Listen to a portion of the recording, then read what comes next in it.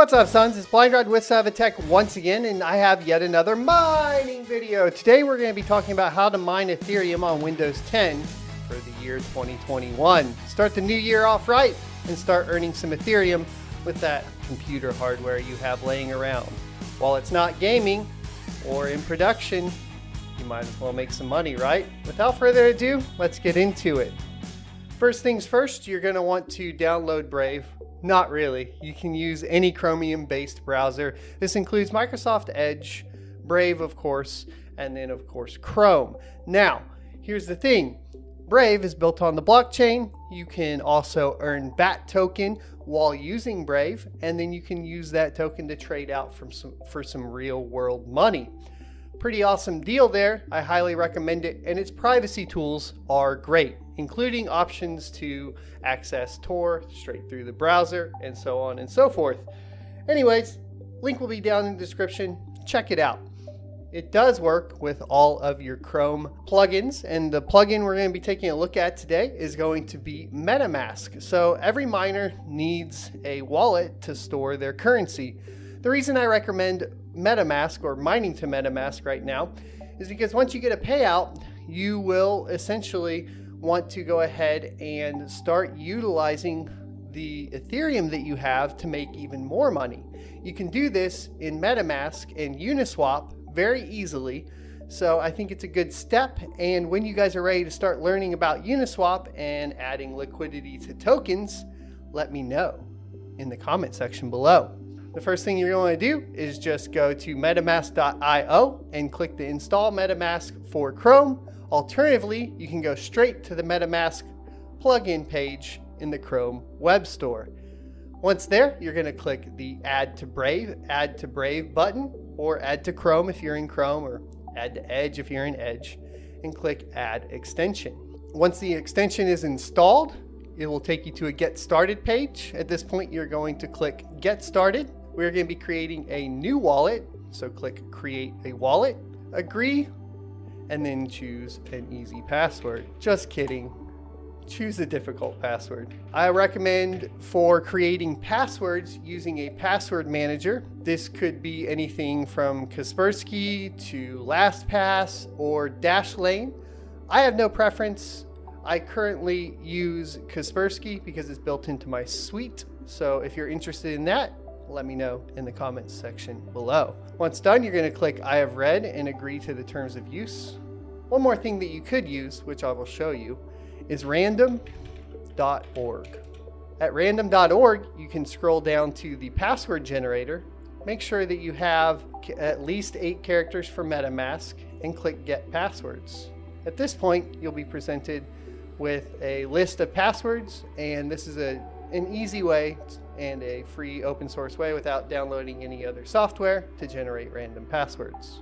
Next, we're going to click Create, and this is where you will get your secret key or secret words. This is for recovery of the wallet and is basically what you would use if you clicked the Import Wallet button and you're either moving browsers or moving machines and you just got a new machine. This is very important.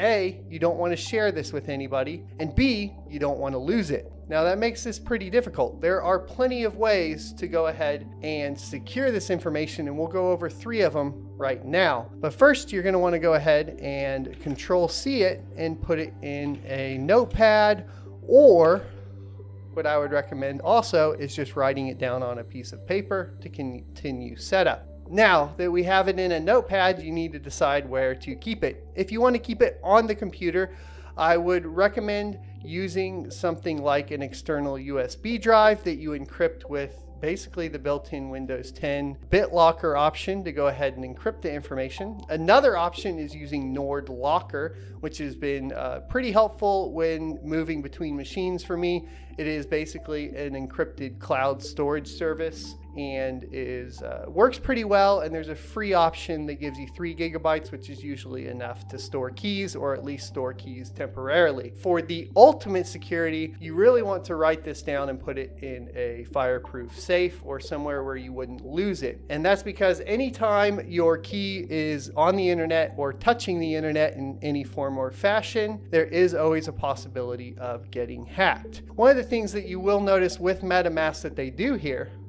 is when you're recovering, you don't actually type the words out. The reasoning for this is to prevent people from gaining your information through software known as keyloggers. So to confirm the secret backup, you'll see we actually just click the buttons for the words. So we have river, and you want to do it in order: cupboard, knock, certain, hope, loud, melt, vehicle, cash, boss, head, and silver. So now that we've put them all in order, we're going to click confirm, and we can start using the MetaMask wallet. As I discussed earlier, token swapping is here, so you can swap directly in the MetaMask wallet, which makes it super duper easy. And this is all what people are starting to refer to as DeFi with Uniswap. DeFi stands for decentralized finance, and is just an additional way for miners to essentially make money off of the coins that they've mined. That's why I recommend using MetaMask. Your other options for wallets include exchanges. However, it's recommended you never mine to an exchange, as well as paper wallets and hardware wallets. All of those options are great, but for beginners, I think MetaMask is the way to go.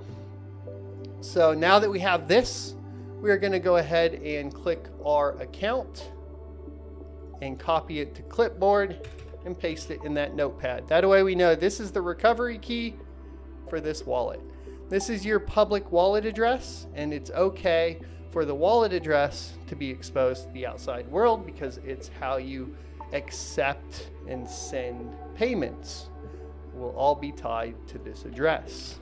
The next step is going to be downloading the miner. So today we're going to be using LOL Miner 1.17. It was released 16 days ago, and we are going to be obtaining it directly from their GitHub. There are a lot of different phishing websites, as well as a lot of different issues when trying to search for a miner in Google or even DuckDuckGo, where you could download something malicious. And this is important because you need to keep in mind that all miners are considered malicious to some extent by every antivirus solution, which means you will have to make an exception. So you want to be very, very certain that you're downloading from a safe website, because you will have to allow it through, of course, your firewalls, as well as through the browsers, so on and so forth. Brave browser is a little bit easier. Chrome will try to block it, so will Edge.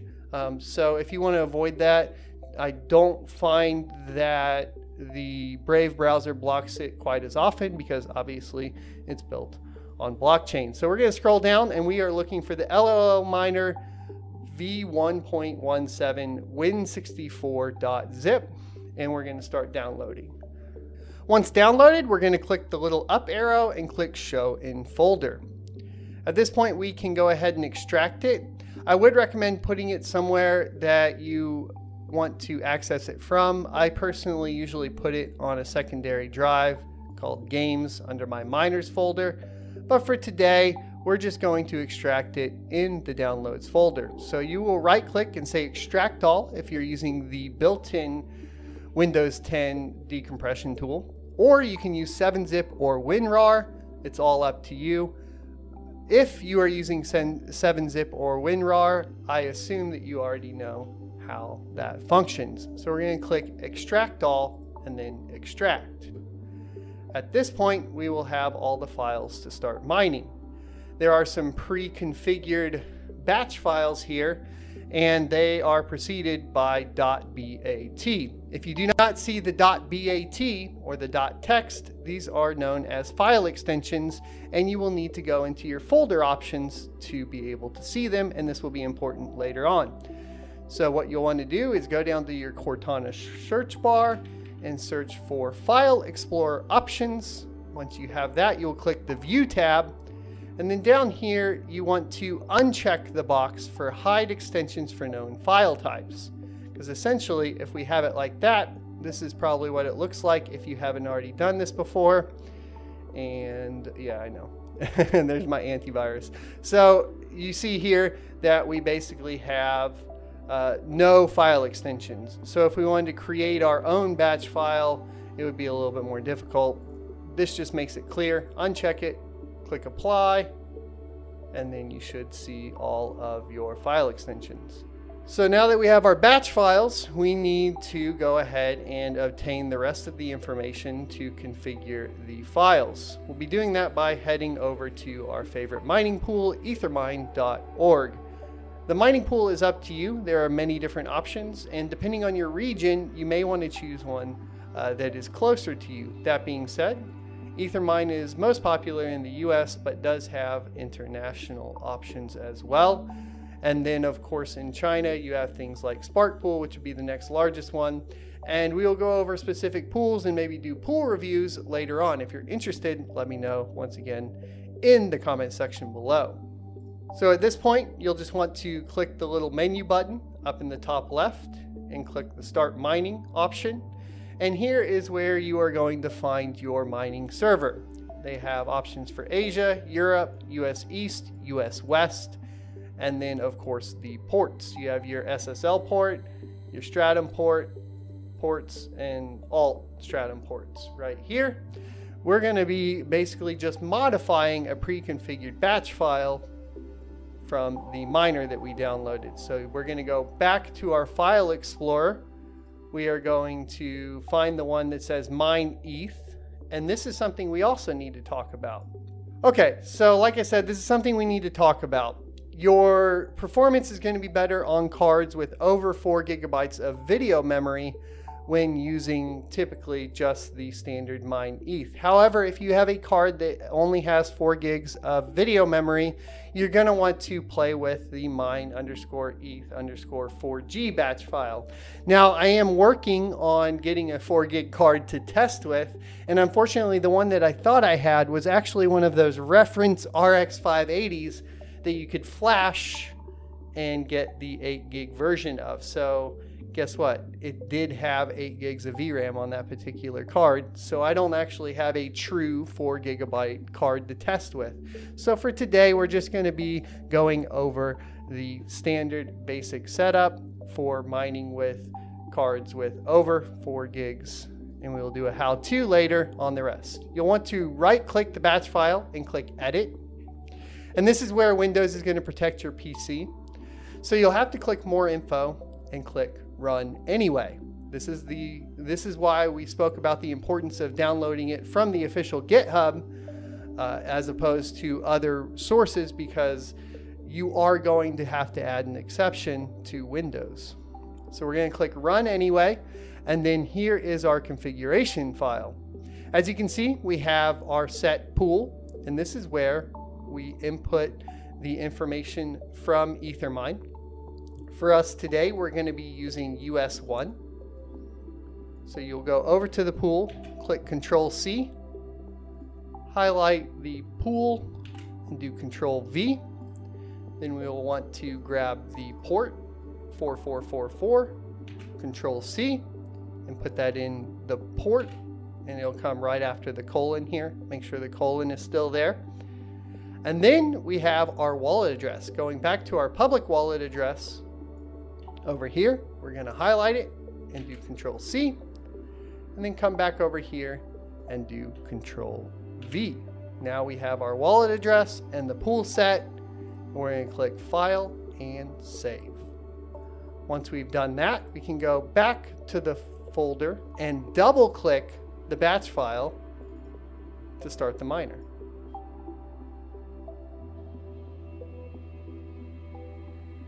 Alrighty, so now we can talk about how to read what's going on the miner.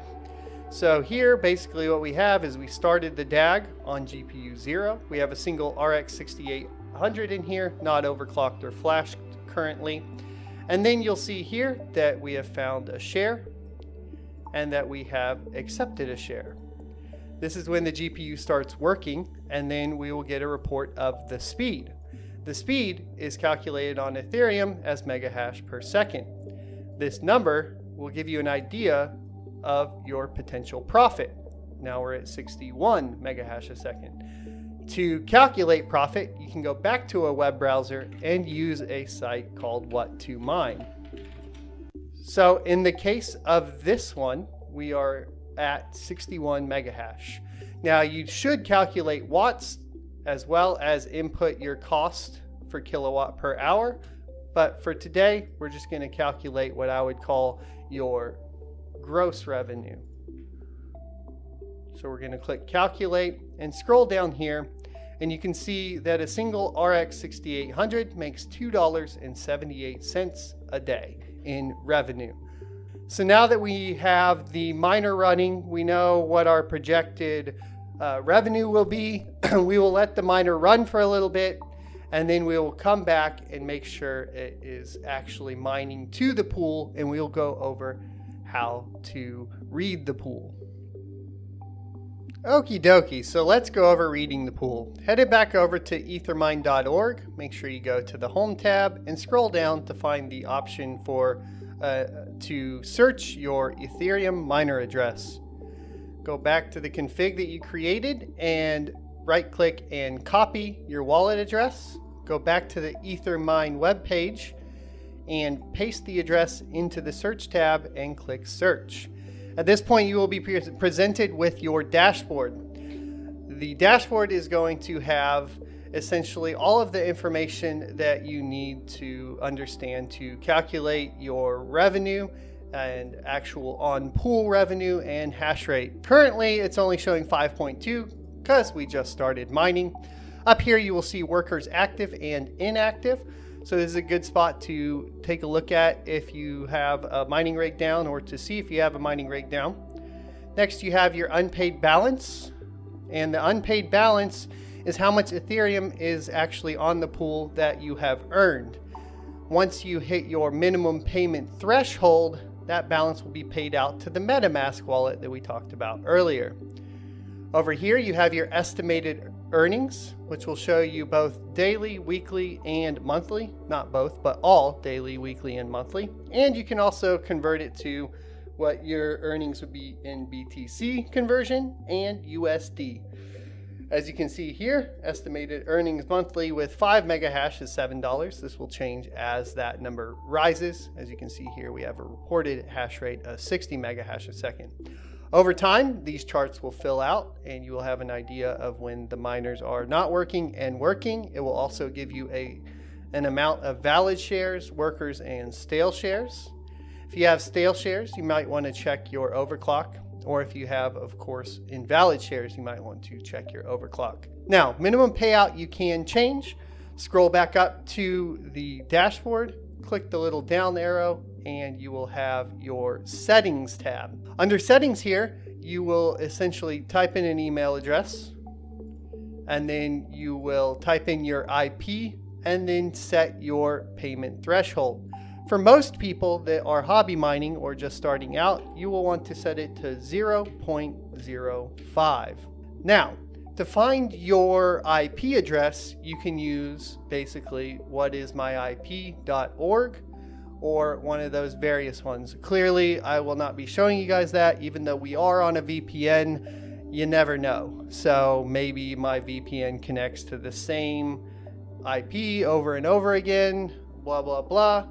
For safety, I will not show you guys what my IP is, but you would want to go to whatismyip.org.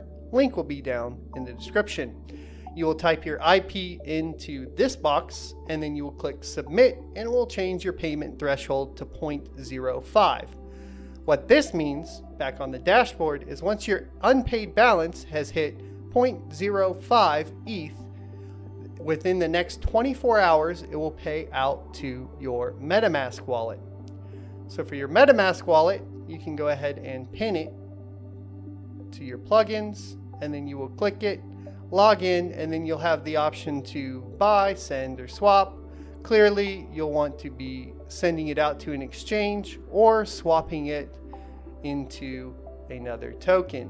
What I recommend is swapping it into another token and then using Uniswap to go ahead and add it to liquidity to earn some additional fees. This is not financial advice, it's just what I'm doing. Now, let's talk about actually getting your money out into dirty fiat. Now for fiat, you are going to need to set up something on an exchange. Exchanges that use Ethereum are plentiful. You have options of Coinbase and Binance. One of my favorite, of course, though, is going to be crypto.com. I'll leave a referral link down in the description below for you guys to check out. If you click it, you get an extra $25 for signing up. I get an extra $25 for signing up, all up front. That's how you do it.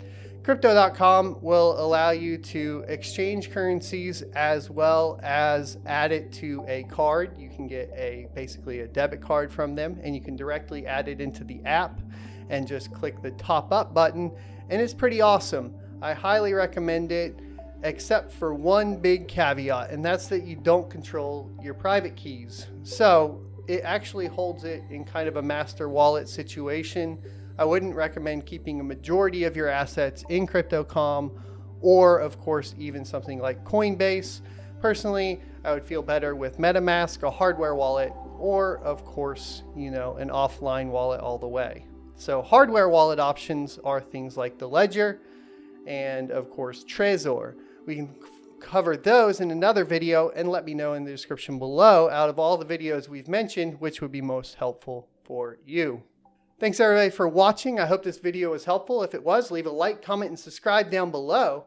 And as always, I'll see you next Tuesday.